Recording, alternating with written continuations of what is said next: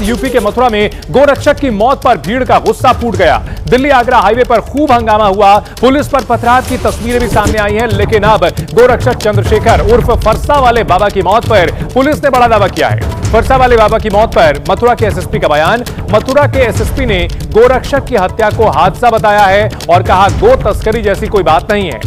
श्लोक कुमार एसएसपी हैं, उन्होंने यह कहा कि टक्कर मारी गई थी। तड़के सुबह गोरक्षक बाबा एक गाड़ी चेक कर रहे थे और गाड़ी चेक करते समय बाबा को पीछे से आ रहे ट्रक ने टक्कर मार दी, जिसमें उनकी जान चली गई। राजस्थान नंबर के एक ट्रक ने बाबा को टक्कर मारी थी। इसमें गो तस्करी का कोई एंगल नहीं था, यह दावा है पुलिस का। घटना के बाद नाराज लोगों ने हाईवे पर जाम लगाया है। प्रदर्शनकारियों पर बल प्रयोग करके फिलहाल जाम खुलवा दिया गया है। यह बड़ी खबर आ रही है। तो चंद्रशेखर उर्फ फरसा बाबा की मौत के बाद जबरदस्त हंगामा पसरा हुआ है और तस्वीरें वहां से सामने आई किस तरह से गोरक्षकों ने यहां पर पथराव किया है, हंगामा किया है, हाईवे को जाम किया है, पुलिस की गाड़ियां तोड़ी हैं और इन सब के बीच पुलिस का यह दावा है कि यहां पर गो तस्करी का कोई एंगल नहीं है। ये एक हादसा था। जब वो ट्रक चेक कर रहे थे, जब गाड़ियां चेक कर रहे थे, उसी दौरान एक राजस्थान नंबर के ट्रक ने उन्हें टक्कर मार दी थी। ये दुर्घटना थी, इसमें कोई साजिश नहीं है। ये थाना कोसी में कल रात्रि लगभग 3 से 4 के बीच में चंद्रशेखर और फरसा बाबा इनके द्वारा एक वाहन को संदिग्ध मान करके रोका गया था, जिसमें कि कल घना कोहरा होने के कारण पीछे से एक ट्रक जो कि राजस्थान नंबर का था उसके द्वारा आकर इनको हिट किया गया, जिसमें कि इनकी मृत्यु हो गई। जो कंटेनर इनके द्वारा रोका गया था उसमें किराने का सामान पाया गया और जो ट्रक पीछे से आया राजस्थान नंबर का उसमें तार लदे हुए थे। जो ट्रक है उसके चालक और परिचालक दोनों अलवर राजस्थान के रहने वाले हैं और ट्रक दुर्घटनाग्रस्त हुआ और चालक भी चोटिल हुआ है, जो कि उपचाररत है। इसमें गो तस्करी की किसी प्रकार की कोई बात नहीं आई है। जो कुछ लोग इस घटना को लेकर के इकट्ठे हुए थे, उनके द्वारा थाना छाता में जाम लगाया गया, वह पथराव किया गया। आवश्यक बल प्रयोग करके जाम खुलवा दिया गया है। अग्रिम वैधानिक कार्रवाई की जा रही है। अब आपको बताते हैं कि जिन बाबा की हत्या के बाद मथुरा में गदर हुआ, वो आखिर थे कौन। दरअसल मथुरा के फरसा वाले बाबा का नाम चंद्रशेखर था। बरसाना के आजनौ गांव में उनकी एक गौशाला थी। तो देखिए, फरसा वाले बाबा के नाम से मशहूर थे चंद्रशेखर, जिनकी मौत हुई है। आजनौ गांव में उनकी गौशाला थी और ब्रज क्षेत्र में एक प्रसिद्ध और निडर गोरक्षक के तौर पर उनको जाना जाता था। तो बरसाना के आजनौ गांव के रहने वाले चंद्रशेखर, जिन्हें फरसा बाबा के नाम से जाना जाता था और काफी मशहूर और निडर गोरक्षक माने जाते थे और अपने हाथ में फरसा लेकर के वो गोवंश की रक्षा करते थे और इस वजह से इस इलाके में काफी लोकप्रिय थे और गोरक्षा आंदोलन का प्रमुख चेहरा उन्हें माना जाता था। और इसी वजह से उनकी मौत के बाद जबरदस्त यहां पर हंगामा हुआ है। और इस बड़ी खबर पर हमारे सहयोगी अनिल सारस्वत मथुरा से हमारे साथ जुड़ चुके हैं। अनिल, पुलिस की ओर से दावा किया जा रहा है कि ये जो मौत है इसके पीछे कोई साजिश, कोई हत्या वाली बात नहीं है, एक सामान्य दुर्घटना है। जी, मैं आपको बता दूं, यह पूरा मामला सुबह तड़के का है और आपको जानकारी में एबीपी न्यूज के सभी दर्शकों को बताना चाहूंगा। पिछले 2 दिन से मौसम काफी खराब था, जिसके चलते आज सुबह घनी कोहरे की चादर एक छाई थी और उस कोहरे की वजह से ही ये दुर्घटना हुई अभी तक बताई जा रही है। लेकिन जब गोरखों को इस बात की सूचना मिली कि जो फरसा वाले बाबा हैं, जो चंद्रशेखर बाबा हैं, उनकी एक दुर्घटना में मौत हो गई है। लेकिन इन सबके पीछे जो देखा गया है, वो जब ट्रक की तलाशी ली है पुलिस ने, तो अभी तक जो पुलिस अधिकारियों का बयान आ रहा है, जिनसे जानकारी हमें मिल रही है कि उसमें कोई भी गोवंश नहीं था उस ट्रक में और उस ट्रक के ड्राइवर को भी हिरासत में लिया गया था। और इस तरह से देखा जा रहा है कि गौरक्षकों को इस बात की सूचना मिली कि उस ट्रक से गोवंश का तस्करी कर ले जाए जा रहे थे, लेकिन इस तरह की कोई भी बात सामने नहीं आई है। पुलिस अधिकारियों का कहना है कि जो ट्रक था उसकी पूरी तलाशी ली गई है, उसमें कोई भी गोवंश नहीं मिला है। संभवतः कोहरे के चलते इस तरह की ये दुर्घटना, उसको पुलिस अधिकारी अभी तक बता रहे हैं कि संभवतः ये दुर्घटना है जिसमें फरसा वाले बाबा की मौत हुई है। उसके साथ एक युवक और था, वो इस समय यहाँ पर फरसा बाबा के साथ ही है। यहाँ पर उन फरसा वाले बाबा के शव को रखकर यहाँ पर आगरा दिल्ली हाईवे को जाम किया गया था। जाम करने के बाद यहाँ पर जब अधिकारियों ने उन सबको गौरक्षकों को समझाते हुए यहाँ पे जो जाम है उसको खुलवाने की कोशिश की तो उपद्रवी यहाँ पर जो गौरक्षक थे वो उपद्रवी एकदम उग्र हो गए और उन्होंने पुलिस पर फायरिंग की, जिस पर सॉरी अनिल आप हमारे साथ बने रहे। दरअसल यूपी के मथुरा में गोरक्षक फरसा वाले बाबा की मौत के बाद जबरदस्त बवाल हुआ है और इसे फिलहाल शांत करा दिया गया है, यह दावा किया जा रहा है। मथुरा के कोसी में आक्रोशित लोगों ने हाईवे पर उतर करके जमकर विरोध प्रदर्शन करना शुरू किया। इसके बाद यहां से गुजर रहे वाहनों पर पथराव भी किया गया। इस बीच भीड़ ने पुलिस पर भी पथराव किया, इसमें कई पुलिसकर्मी घायल हुए हैं। बवाल बढ़ता देख पुलिस ने भी बल प्रयोग किया और प्रदर्शनकारियों को दौड़ाया। काफी मुश्किल से जाम खुलवाया गया है। दिल्ली आगरा हाईवे पर तकरीबन 3 घंटे तक यह पूरा बवाल चलता रहा। फिलहाल पुलिस मौके पर मुस्तैद है, प्रदर्शनकारियों को खदेड़ दिया गया है। गोरक्षक संत चंद्रशेखर, जिन्हें लोग फरसा वाला बाबा के नाम पे जानते थे, उन्हें शनिवार तड़के करीब 4 बजे गो तस्करी की सूचना मिली थी, जिसके बाद वो मोटरसाइकिल से गो तस्करों का पीछा कर रहे थे। लेकिन बताया जा रहा है कि तभी पीछे से आ रहे एक दूसरे तेज रफ्तार ट्रक ने उन्हें टक्कर मार दी, जिससे उनकी मौके पर ही मौत हो गई और इसके बाद ये बवाल शुरू हो गया। सीएम योगी आदित्यनाथ ने इस मामले का संज्ञान लिया, अधिकारियों को इस मामले में जांच करने और आरोपियों पर कड़ी कार्रवाई करने के निर्देश दिए। सीएम योगी ने कहा कि किसी भी आरोपी को बख्शा नहीं जाएगा, उनके खिलाफ सख्त कार्रवाई की जाएगी। वहीं समाजवादी पार्टी के अध्यक्ष अखिलेश यादव ने मथुरा में गोरक्षक चंद्रशेखर की हत्या पर प्रदेश की कानून व्यवस्था को लेकर गंभीर सवाल उठाए। उन्होंने इसे कानून व्यवस्था की नाकामी बताते हुए सरकार पर निशाना साधा और कहा, ऐसी घटनाओं से राज्य में भय का माहौल है। तो गोरक्षक की मौत को लेकर के अखिलेश यादव ने निशाना साधा है और कहा है कि प्रदेश में कानून व्यवस्था की स्थिति खराब है।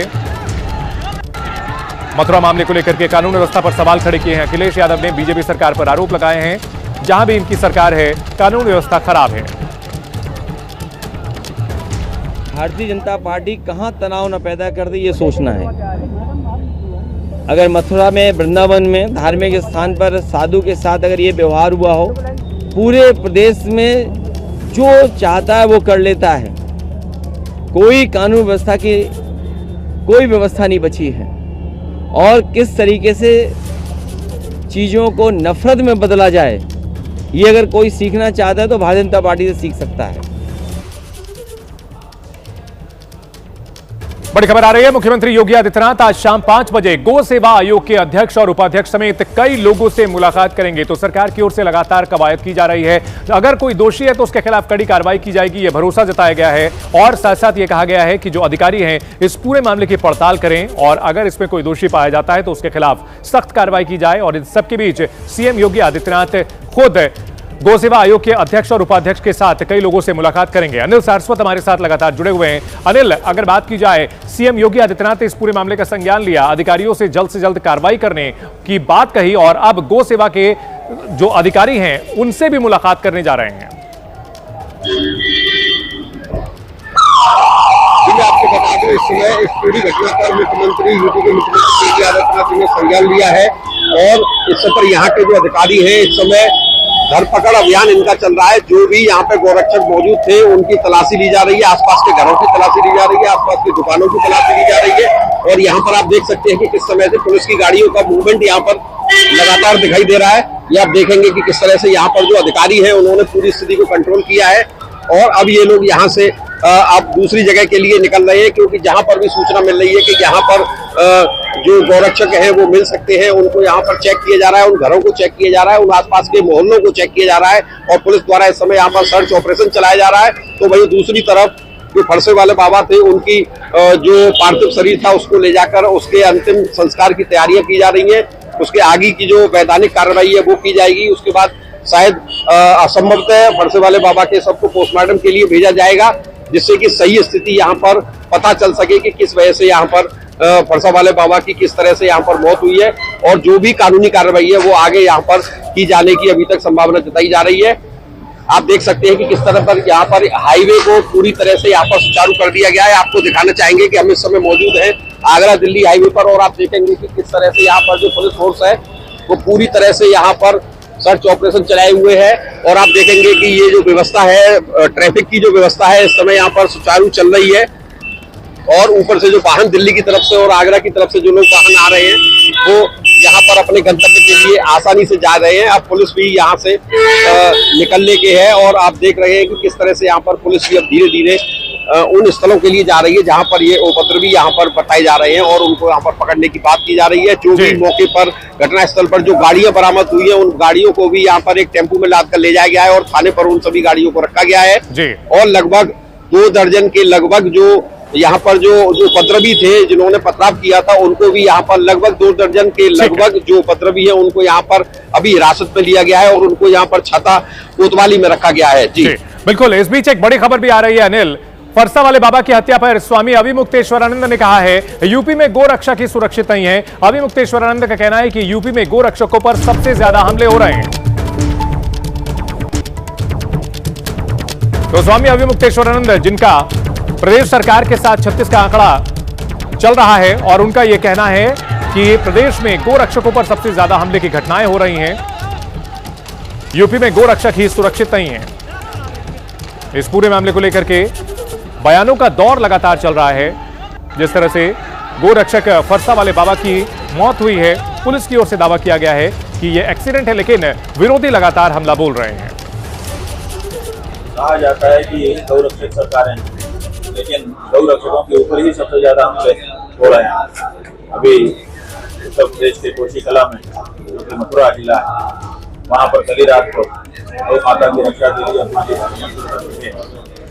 फरसा बाबा जी जो भी गौ माता की रक्षा के लिए खड़ा हो रहा है उसके ऊपर तरह तरह के मुकदमे लादे जा रहे हैं या फिर सीधे ही प्राण घातक हमला कर दिया जा रहा है और प्राण ले लिया जा रहा है। ये सब परिस्थिति नहीं है। तो भाजपा की सरकार है वो केवल कह करके गौ माता का वोट लेने के लिए, गौ माता की रक्षा करने के लिए गौ रक्षक आगे आएंगे और उसके ऊपर भी हमला होगा और पुलिस जो है उल्टे उन्हीं के ऊपर उन्हीं को बैठा लेगी। और इस वक्त की बड़ी खबर आ रही है, ईरान में अमेरिका के ग्राउंड ऑपरेशन शुरू करने की सुगबुगाहट तेज हो गई है। अमेरिका ने 82वीं एयरबोर्न डिवीजन के सैनिक भेजे हैं। इस वक्त ये बड़ी खबर और उसकी तस्वीरें भी हम आपको दिखा रहे हैं। मिडिल ईस्ट जा रहे हैं अमेरिकी सैनिक और उनकी पहली तस्वीर हम आपको दिखा रहे हैं। और इन तस्वीरों के सामने आने से कहीं ना कहीं 22 दिन जो युद्ध ऑलरेडी चल चुका है इसके और लंबा खिंचने की आशंका गहरा गई है। और तस्वीर देखिए, एयरबोर्न डिवीजन के ये सैनिक जो कि मिडिल ईस्ट में भेजे जा रहे हैं ईरान की घेराबंदी करने के लिए। लेकिन युद्धपोतों की संख्या बढ़ाना और सैनिकों की संख्या को बढ़ाना, क्या यह संदेश देता है कि अमेरिका वहां पर बूट्स ऑन ग्राउंड कर सकता है, यानी सैनिकों को उतार सकता है इस लड़ाई में? क्योंकि अगर ऐसा होता है तो जो लड़ाई 22 दिन खिंच चुकी है ये और लंबी खिंच सकती है। और क्या ईरान में ग्राउंड ऑपरेशन की तैयारी में जुटे हुए हैं डोनाल्ड ट्रंप? ये बहुत बड़ा सवाल है और इन सवालों की वजह क्या है वो भी आपको बताते हैं। दरअसल सैनिकों की तैनाती, उनकी संख्या में तेजी आई है। पहले से 50,000 सैनिक तैनात है, लेकिन और बढ़ाई गई है तैनाती। 50,000 सैनिक तैनात हैं, अब 2500 सैनिक और बढ़ाए जा रहे हैं। इन सबके बीच मरीन की 2 यूनिट और भेज रहे हैं डोनाल्ड ट्रंप और ये नए लेवल का एस्केलेशन हो सकता है। इसके अलावा यूएसएस बॉक्सर युद्धपोत को भी रवाना कर दिया गया है उस इलाके के लिए जहां पहले ही 22 दिनों से बम और बारूद की बौछार हो रही है, मिसाइलें दागी जा रही हैं, एक दूसरे पर बड़े बम गिराए जा रहे हैं। और इन सबके बीच डोनाल्ड ट्रंप का एक बयान भी सामने आया है, हम युद्ध जीत चुके हैं। डोनाल्ड ट्रंप फिर से दावा कर रहे हैं हॉर्मुज पर यूएस सेना की निगरानी है। डोनाल्ड ट्रंप का यह दावा है हॉर्मुज अपने आप खुल जाएगा, युद्ध विराम नहीं, जीत चाहते हैं। डोनाल्ड ट्रंप के दावे भले ही जो कुछ भी हो, लेकिन हॉर्मुज अभी आम लोगों के लिए नहीं खुला है। लेकिन डोनाल्ड ट्रंप का यह दावा है कि हॉर्मुज अपने आप खुल जाएगा, हॉर्मुज पर यूएस सेना की निगरानी बनी हुई है। डोनाल्ड ट्रंप ने फिर दोहराया हम युद्ध जीत चुके हैं। कुछ दिनों पहले भी उन्होंने ऐसा ही दावा किया था और यह कहा था कि ईरान की मिसाइल क्षमता और ड्रोन क्षमता को पूरी तरह से खत्म कर दिया गया है। लेकिन हकीकत यह है कि डिएगो गार्सिया जैसा बेस जो कि ईरान की सीमा से 4000 किलोमीटर दूर है, खुर्रम शहर 4 मिसाइल से टारगेट किया है ईरान ने। और ऐसे में डोनाल्ड ट्रंप का यह दावा कि वो युद्ध जीत चुके हैं। He said the war was militarily won in Iran. What did you mean by that? Oh, I think we've won. We've knocked out their Navy, their Air Force. We've knocked out their anti-aircraft. We've knocked out everything. We're roaming free. From a military standpoint, all they're doing is clogging up the strait. But from a military standpoint, they're finished. Hopefully is calling for a ceasefire in the Middle East and to reopen dialogue. What do you say to the Well, look, we can have dialogue, but I don't want to do a ceasefire. You know, you don't do a ceasefire when you're literally obliterating the other side. They don't have a Navy. They don't have an Air Force. They don't have any equipment. They don't have any spotters. They don't have anti-aircraft. They don't have radar. And their leaders have all been killed at every level. We're not looking to do that. America, Israel और Iran के बीच शुरू हुई जंग का आज 22वां दिन है। हजारों बमों की बौछार झेलने के बाद भी ईरान के हौसले डगमगाए नहीं हैं, बल्कि हर बार ईरान नए तरीके और नए तेवर के साथ अमेरिका और इजराइल के ठिकानों को निशाना बना रहा है। ऐसे में हालात हर दिन के साथ और खतरनाक होते जा रहे हैं। अब तक ये लड़ाई आसमान और समंदर में लड़ी जा रही थी, लेकिन अब जो तस्वीरें और खबरें सामने आ रही हैं, वो एक बड़े और खतरनाक मोड़ की तरफ इशारा कर रही हैं।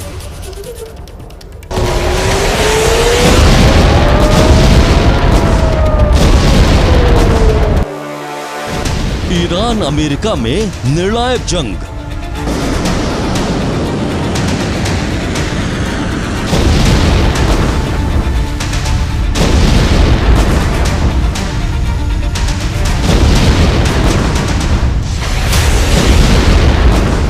ईरान और अमेरिका की जंग अब फुल स्केल की तरफ बढ़ती दिख रही है। पर ईरानी टारगेट। ईरान ने जवाबी कार्रवाई करते हुए अपने दुश्मनों के ठिकानों पर बड़ा हमला किया। ईरान ने इराक में अमेरिकी बेस को निशाना बनाया, जिसके बाद बगदाद एयरपोर्ट के पास अमेरिकी सैन्य अड्डे में आग लग गई। तस्वीरों को गौर से देखिए। ईरान के धमाके इतने जबरदस्त थे कि अमेरिकी बेस में हर तरफ धुआं और अफरा तफरी मच गई। ये साफ संकेत है कि ईरान का हौसला टस से मस्त नहीं हुआ है और वो अमेरिकी कार्रवाई से बिल्कुल डरने वाला नहीं है। ईरान के निशाने पर 5 अमेरिकी बेस। ईरान ने सिर्फ एक नहीं बल्कि 5 देशों में मौजूद अमेरिकी ठिकानों को टारगेट किया। IRGC ने अमेरिकी सैन्य अड्डों पर मिसाइलों और ड्रोन से हमला कर सीधी चुनौती दे दी। इजराइल पर ईरान का बड़ा हमला। इधर इजराइल भी ईरान के निशाने पर है। ईरान ने तेल अवीव और हाइफा में फिर से मिसाइलें दागी हैं। ईरान की रिवोल्यूशनरी गार्ड यानी IRGC ने दावा किया है कि खुर्रम शहर 4 और कद्र मिसाइलों से इजराइल पर हमला किया गया। क्लस्टर मिसाइलों से इजराइल निशाना। इजराइल पर हमले में क्लस्टर बम जैसी मारक मिसाइलों के इस्तेमाल की भी खबर है। इजराइल पर ईरान के अटैक के बाद मिसाइल का टुकड़ा कार पर गिरा, जिससे भारी नुकसान हुआ। इजराइल का बड़ा पलटवार। इधर तेल अवीव पर ईरान के हमलों के बाद इजराइल ने लबनान में तबाही मचा दी। इजराइल ने बेरूत में जबरदस्त बमबारी की है। IDF की कार्रवाई में हिजबुल्लाह के ठिकाने और कई इमारतें मलबे में तब्दील हो गईं। लेबनान के हमलों से नाराज ईरान ने इजराइल की न्यूक्लियर फैसिलिटी पर भी हमले की कोशिश की। इजराइल के डिमोना परमाणु संयंत्र को ईरान ने निशाना बनाया, लेकिन इस हमले में इजराइल के परमाणु संयंत्र को किसी तरह का नुकसान नहीं पहुंचा। ईरान के टारगेट पर डिएगो गार्सिया बेस। ईरान इतने पर नहीं रुका। IRGC ने हिंद महासागर में मौजूद अमेरिका के डिएगो गार्सिया बेस को भी निशाना बनाया। ईरान ने यहां 2 बैलिस्टिक मिसाइलें दागी। हालांकि IRGC की मिसाइलें डिएगो गार्सिया बेस तक नहीं पहुंच पाई। अमेरिका ने इंटरसेप्टर से उन्हें रोकने की कोशिश की। ईरान में ग्राउंड ऑपरेशन की तैयारी। इधर अमेरिका ने अपनी 82वीं एयरबोर्न डिवीजन के सैनिक मिडिल ईस्ट भेजने शुरू कर दिए हैं। इसकी पहली तस्वीर भी सामने आई है, यानी अब तक हवा में लड़ी जा रही जंग जमीन पर भी उतर सकती है। ट्रंप का यह फैसला बताता है कि अमेरिका अब निर्णायक कार्रवाई की तैयारी में है। ईरान जंग का खतरनाक अध्याय। तो 22 दिन की इस जंग में अब हालात बेहद खतरनाक मोड़ पर हैं। मिसाइलें दागी जा रही हैं और सैनिक भी अब आगे बढ़ रहे हैं, यानी मिडिल ईस्ट में जंग का सबसे असली और सबसे खतरनाक अध्याय अब शुरू हो सकता है।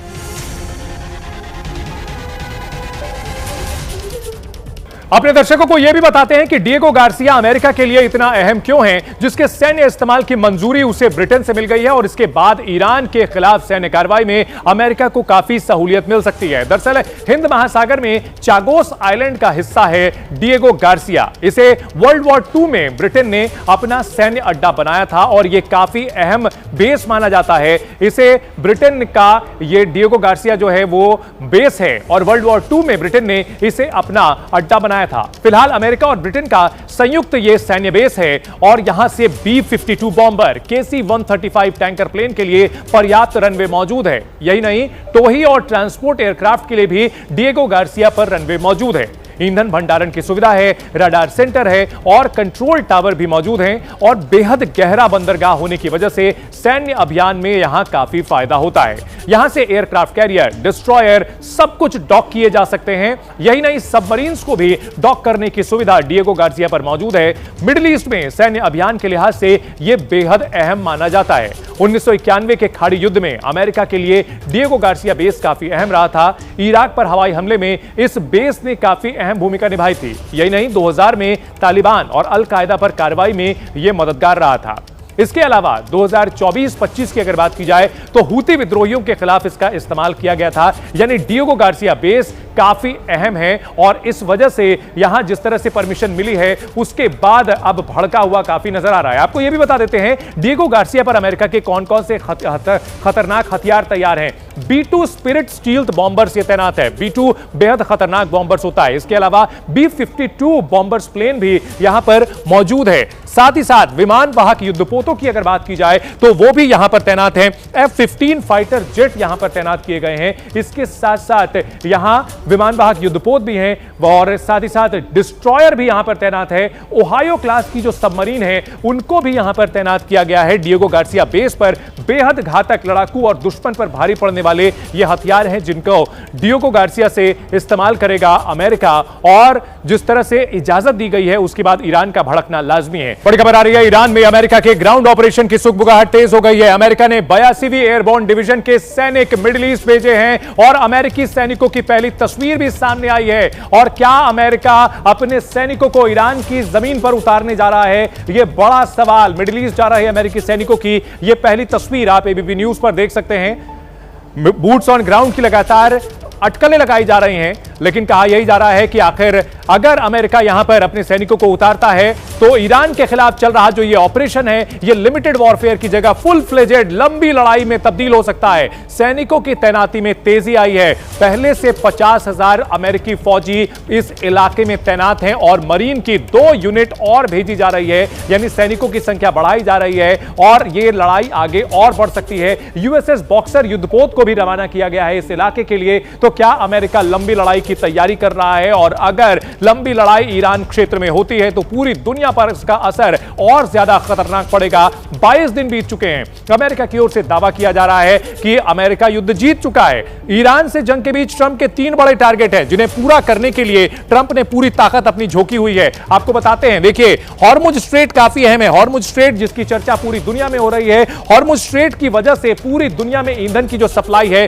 वो बाधित हुई है। इसके साथ साथ खार्ग द्वीप जो कि ईरान की लाइफलाइन कही जाती है वहां पर भी टारगेट किया गया है। साथ ही साथ केशम द्वीप है। ये 3 अहम टारगेट हैं जिनको अमेरिका कहीं ना कहीं चोक करना चाहता है, कब्जा करना चाहता है। लेकिन यह इतना आसान नहीं होने जा रहा है क्योंकि ईरान की ओर से साफ कहा जा रहा है कि अगर यहां पर आप बूट्स ऑन ग्राउंड कर रहे हैं तो आपके लिए मुश्किलें बढ़ेंगी। वहीं हॉर्मुज स्ट्रेट की अहमियत सबसे ज्यादा है, वो आपको बता दें। हॉर्मुज ईरान और ओमान के बीच स्थित एक पतला समुद्री मार्ग है और दुनिया में खपत होने वाले 20% कच्चे तेल की सप्लाई यहीं से होती है। वैश्विक समुद्री तेल के व्यापार का तकरीबन 27% यहां से जाता है। एलएनजी व्यापार की अगर बात की जाए, एलएनजी व्यापार का भी सबसे मुख्य रूट है। तो दुनिया में ईंधन की जो सप्लाई होती है, कच्चा तेल हो या फिर एलएनजी, सबकी सप्लाई यहीं से होती है। 89% कच्चा तेल एशिया जाता है, बड़ी इकोनॉमीज को जाता है और ऐसे में इन इकोनॉमीज को चोक करना यह मुश्किलें काफी बढ़ सकती हैं। भारत का भी 50% तेल आयात का रूट यही है। भारत के साथ राहत की बात यह रही है कि वहां से जो भारत के शिप्स हैं वो निकल रहे हैं। बड़ी खबर आ रही है, यूपी में संघ, बीजेपी और सरकार की समन्वय बैठक हुई है। सूत्रों के हवाले से यह बड़ी जानकारी मिल रही है। यूपी में मंत्रिमंडल विस्तार पर सहमति बन गई है। अगले 15 दिनों में यूपी में मंत्रिमंडल विस्तार हो सकता है। सूत्रों से यह बड़ी खबर मिल रही है। वहीं यूपी बीजेपी की नई टीम बनाने पर भी सहमति बनी है। जल्द ही युवा, महिला, किसान मोर्चे का ऐलान किया जाएगा। 30 अप्रैल अप्रैल तक आयोग और निगम में नियुक्ति पर भी सहमति बन गई है। यूपी विधानसभा चुनाव की तैयारियों पर भी चर्चा हुई है। 2027 में यूपी में विधानसभा चुनाव होने हैं और इससे पहले तमाम कील काटे दुरुस्त किए जा रहे हैं और सरकार और संगठन के बीच समन्वय सहयोग और बेहतर हो, यह सुनिश्चित किया जा रहा है और इसको लेकर के अहम बैठक हुई है। संघ, बीजेपी और सरकार की समन्वय बैठक में अगले मंत्रिमंडल विस्तार को लेकर के सहमति बन चुकी है, जो कि 15 दिनों में मंत्रिमंडल विस्तार किया जा सकता है। चुनावी वर्ष अब आने को है और आखिरी एक साल में तमाम जो भी कमजोरियां हैं उनको दूर कर लिया जाए, समन्वय को और बेहतर किया जाए, ये प्रयास करने के लिए सरकार, संघ और पार्टी के बीच बैठक हुई है। अलग अलग मोर्चों का ऐलान किया जा सकता है। अलग अलग जो पद हैं निगम के और आयोगों के, उनकी नियुक्ति पर भी सहमतियां बन चुकी है। ये अहम पॉलिटिकल अपडेट आ रही है। 2017 में बीजेपी सत्ता में लौटी, 2022 में उसने रिपीट किया और ऐसे में हैट्रिक लगाने की कोशिश होगी योगी आदित्यनाथ की।